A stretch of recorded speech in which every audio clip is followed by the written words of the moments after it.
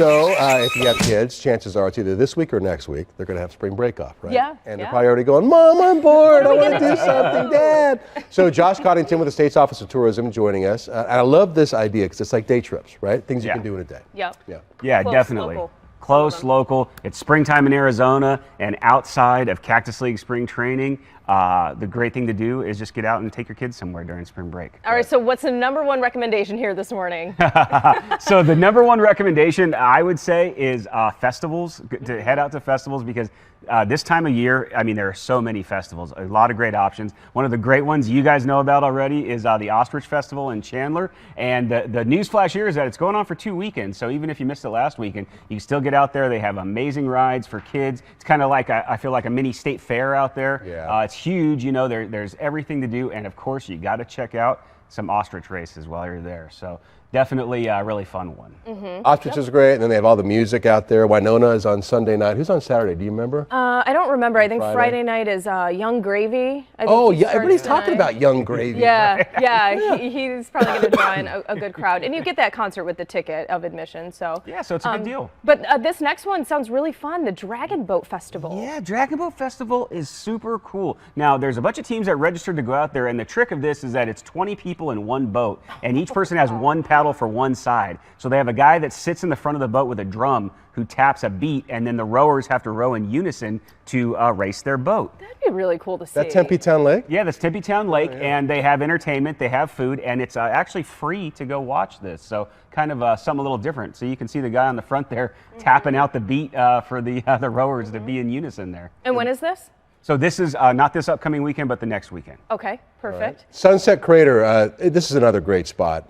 You can get some exercise here too. Yeah, so Sunset Crater I really love because I feel like it's kind of a lesser known spot, but it's really a great place for hiking. It's in the mountains, it's beautiful. They have a 1-mile loop trail right around the cinder cone, which is pretty easy to do.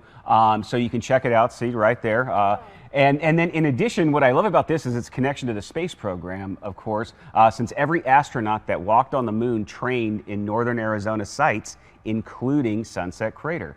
So they kind of, they use the terrain there to mimic the terrain on the moon.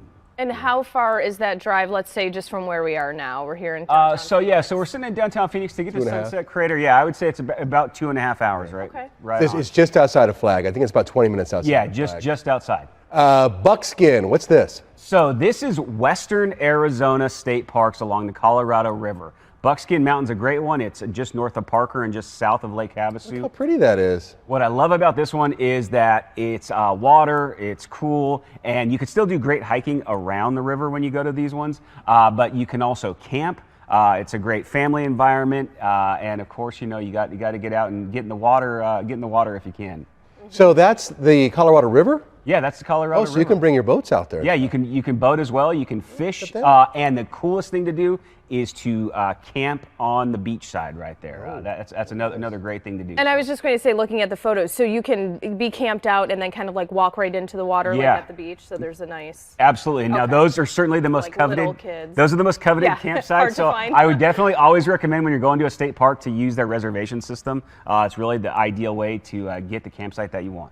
River Island is wrapping things up for us. Yeah, so River Island is actually just down the river from Buckskin Mountain. So it's another state park along the Colorado River, and it's just another great option to have a similar experience to Buckskin Mountain, where you can be right on the beach, so you can see those people have the tents right there, and you can set up your beach tent and just really enjoy and let the kids play, bring your boats, whatever you want to do. Really, it's just a great way to ease into the summer.